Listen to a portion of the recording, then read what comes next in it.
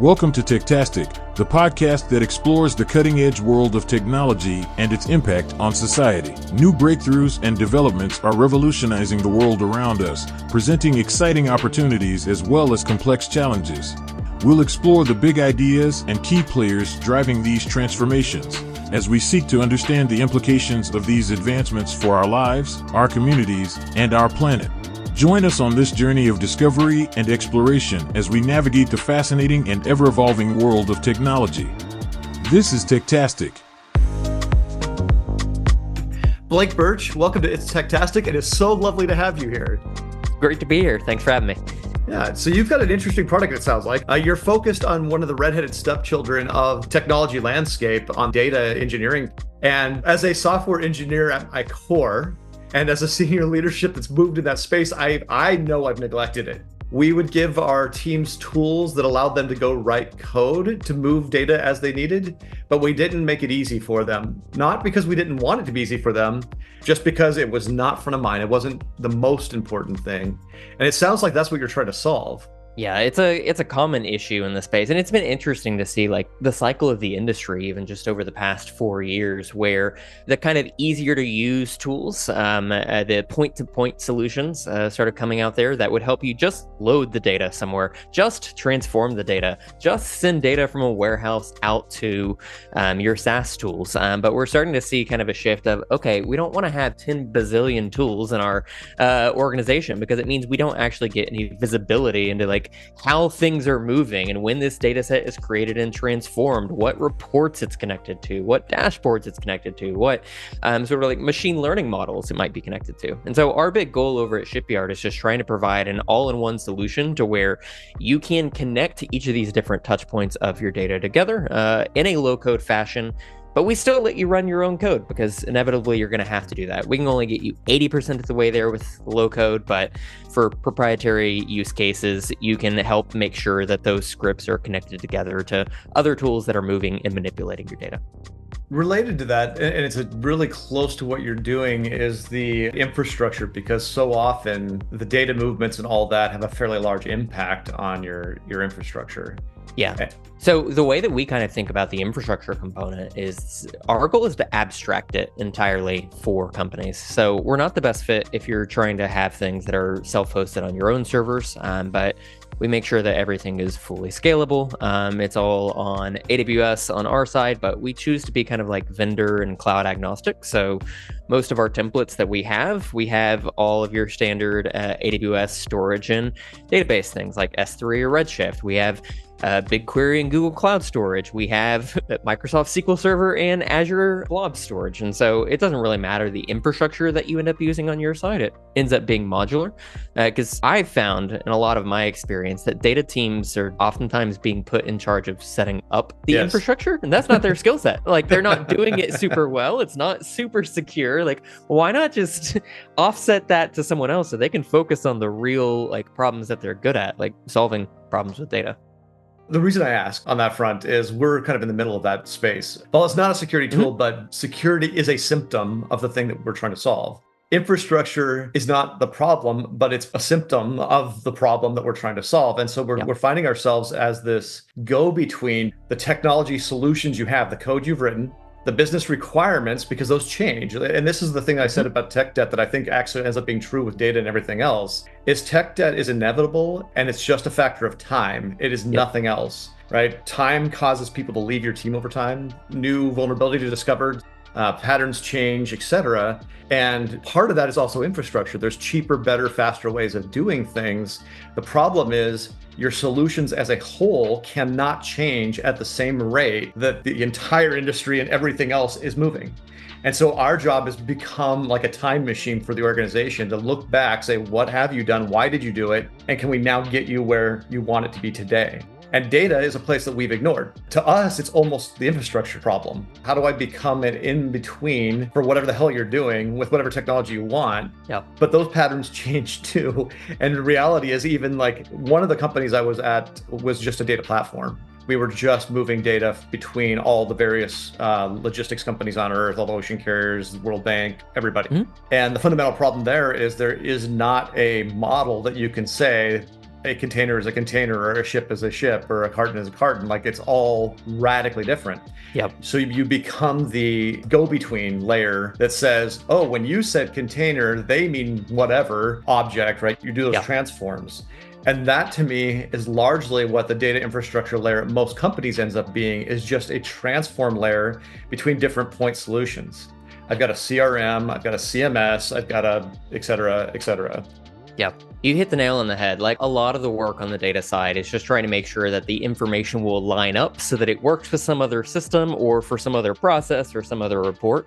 But what I found is that, like, a lot of data teams don't actually have a way to track how their data is being used. So what inevitably happens, they change a column, or they change like the structure of how the data gets sent, and oops, that broke 3 systems. But the data team didn't know that. Now they have like the business team coming and knocking on their door and trying to figure out, hey, what went wrong? Like, all this stuff is broken. And they're like, oh, I didn't know. And so like that is something we're trying to solve, like trying to have the observability to know how are each of these pieces connected together. So you could at least verify, hey, if this one step changes or breaks, look at all these connecting arrows. Maybe you should look at these, or maybe those should be prevented from running and refreshing until we like address the logic. I think just that lack of visibility seems to be a big problem on the data side. Huge problem. I'm going to give you the worst example I ever saw. So I'm trying to remember the technology that they use for everything. They didn't give really a good way of migrating data around or moving around. So they used I can't remember the tool. It's really meant for taking and packaging up like a JavaScript file or something like that, and then executing it and then kind of throwing it away. And that's what they used for moving all data around. And they were doing that to do transforms on data, to like take it and put it into a different system. And here's what went crazy. One system at the beginning, let's say it was the system of record for a particular data object, it would publish it, and then a bunch of other things would listen to that. They would do their own transform, stick it into their own system, and then publish back out their new object. And then it would go all the way back around until the original system of record was taking in data from another system that was just a mutated, bastardized form of their own original data. Okay. It's starting the whole thing all over again. Cool. Sounds great. Yeah. I mean, that sort of stuff can happen like all the time. Like an example I had from the last role where I was leading data teams at a digital ad agency is we worked with a lot of e-commerce brands. So like Sephora and Gaps of the world and everything else. And we're getting like second-hand files of all of their product information. And we're having to transfer and format that data so that it can look good on Google and Bing and anything else like that. But sometimes the way that we were classifying stuff, they needed to know what that looked like on their side. So we're sending them their data transformed back to them to give them information. Man, it just happens all the time. I'm going to vomit. Yeah. So yeah, I am very familiar with big data transforms and moving it around in that gross disaster that happens. Yep. And it's a profoundly difficult problem. The question that I have though is, because it's often treated as that redheaded stepchild of the tech industry, how do you get the people that are making the purchasing decisions to care? Or did you take a different go-to-market strategy than trying to go straight to the top? Yeah, we actually started to try and do bottoms up. Initially trying to get the actual practitioners that are going to be doing the data work, that are actually trying to move it and set things up, and like helping them understand like the way that data workflows could be set up in a way that it is more sustainable, to where like you actually have some sort of error management, like you know when something breaks, why it broke, and it prevents other stuff from happening. And I think one of the recommendations that we give for a lot of clients that really seems to resonate is the whole issue where like what I was talking about earlier, where the business team comes knocking at your door. Like that's such a common problem where the data team doesn't actually realize something was wrong until like 3 days later, and it just loses trust. And that is literally the worst thing that can happen in your organization when nobody trusts the data. Because at that point, even if it is 100% right, you don't have a way to prove to people that it's 100% right. So the model that we typically recommend to people is like, hey, as you're setting up these workflows on Shipyard, like if something errors out, set up a like series of steps that will automatically generate like a Jira ticket Yeah. to address the issue and like what the error message is, and then automatically send a Slack message to the affected teams, because then your process is not just deploying the data successfully, it's also successfully letting people know that it is errored, you are currently working on it, and that is like the biggest way to build trust in the area. And I think just there's enough teams that aren't doing that, that it's a big opportunity. Yeah, this is a huge problem. The trust thing came up a lot at a former large company that moved a lot of furniture around the world. The worst example of that was we were giving them the literal, like from the source, direct feed. I know this is what's on the shelf. I know this is where these things are at because in the system, this was just scanned. I can show you the event. And the team that was responsible for like the cascading series of things after that didn't trust it because they had a different number and we couldn't show how those numbers related. And it was like the whole problem for us was, it was like, well, we're literally the source of record. I don't know what happens after that. I don't know how you're getting your number, but this is the literal, here's the gun, pointing it and scanning it system. Yeah, I mean, it's no different than like the organizations where the data team will actively deliver a dashboard and nobody uses that dashboard. They just click the download button, put it into Excel, and then make their own numbers and stuff after it, which is so troublesome as a data team, because how are you supposed to like make sure that the right information is being shared among leadership and stuff like that? But I think it does stem from like a lack of trust. Or like, I'd rather do it myself so I know how this number was created or how I got to it. It's an interesting thing where I had the fortune of the last company that I was at, where the data team was actually responsible for doing 50% of like account management work at the same time, because we were trying to figure out, okay, what levers can you actually pull to like change bids and budgets, to create ads, to update audiences, to turn things on and off based on inventory. And that like required some sort of domain knowledge along the way. But like the thing that I see for a lot of data teams is that they spend so much time and effort trying to get everything set up and looking nice and neat, and like you said, things change all the time. Your requirements change, the data sets change. I almost find it to be better to try and like look at your business holistically and figure out, okay, what are the things that we can help move the needle on? And rather than trying to set up 25 different data sources that have 30 columns each and make sure that it's all accurate, let's focus on the 2 that we can connect to this very specific action that the business can take off of it. And then that way, if things change, you're not having to worry about all of this extraneous stuff. You can keep on adding more data, but we got to a point where the industry was all about big data and everyone wanted all the data. Well, everyone stored everything and they're spending all this time and effort on making sure everything is accurate and clean, but like 20% of it gets used, so just focus on the 20% initially. That's such a good point. I don't even think that most companies understand that they've been told for long enough now that your data is valuable. Yep. And they're like, oh, data's valuable. It's all gold. Store it all away. Put it in a vault. Like, we'll figure out what to do with it later. And it's like, no. Some of your data is valuable. Some of it's probably very valuable to you. And it's not about storing it in a gold vault, like in a vault where someday I'm going to materialize this thing and we're going to be able to turn our entire business into a data company. It's like, no. It's valuable to you to act on. You have opportunities in market because of some signal that you're getting and you're not doing anything with. You've got dead inventory on a warehouse that's costing you money somewhere that you could liquidate and whatever. You've got data that's valuable to you.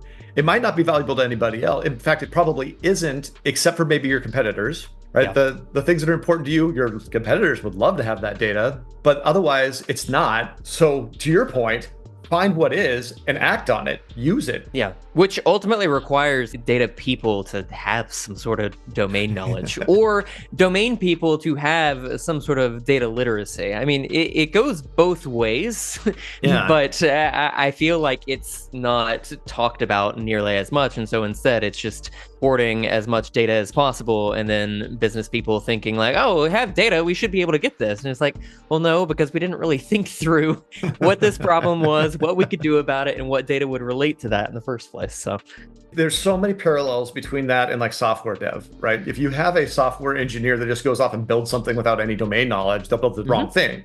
Same problem. And the way that you always try to rectify that is either you put a translator in between them and the business called a product manager, who's whose job is to like, I have enough domain knowledge and I know who to talk to and I have enough engineering knowledge and I have a team that I can translate it, which I'm not a big fan of. Yeah. I find that that's just the game of telephone. You've just inserted somebody that's going to not be good enough engineer and not know enough about the domain to be a good translator.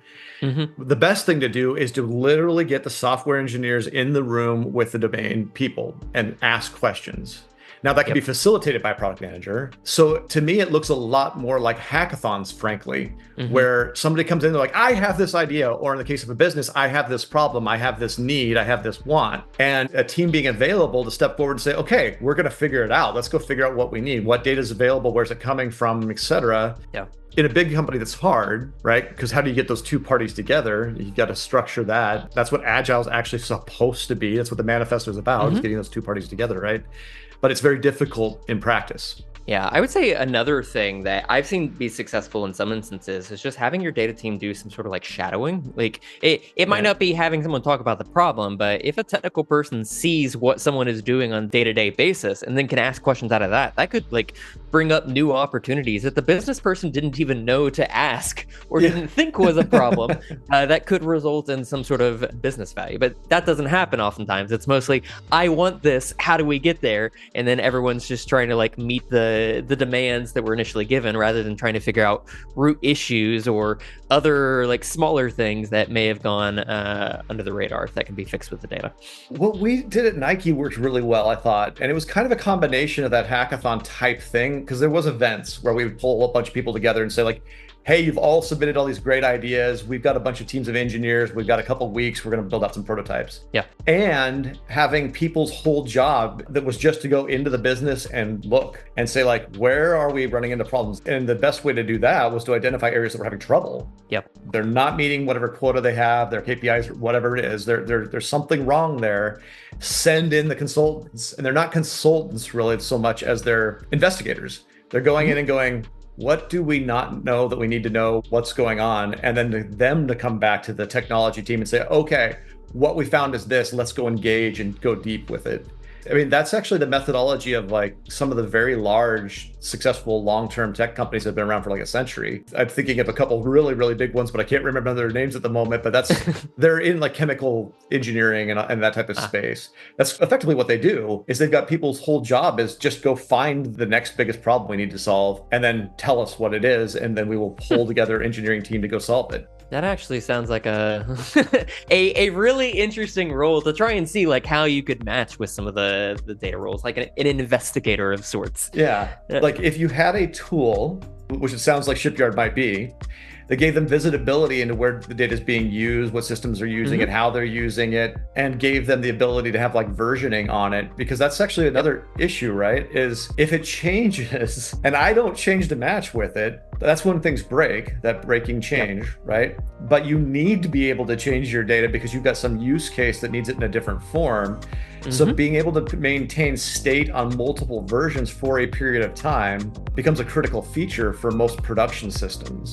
Yeah, that's a big reason why DBT ended up getting very popular in the space for data transformation, because it was really training data analysts to, hey, use SQL to make the tables and views that the business needs. But by the way, this SQL is going to be stored on GitHub so that everything is version controlled. So if you have to update the definition of the table or view, we know exactly what it was so we can see when that change was made. And like very similarly, even for us, when you run stuff on the platform, all of our logs, we actually tie each log to a specific version number that you can then click and see, okay, what was the definition of that workflow for that version number? So if all of a sudden you're getting a bunch of red X's, you can see, oh, here's the diff between that configuration file. This thing was changed. That probably is causing the issue.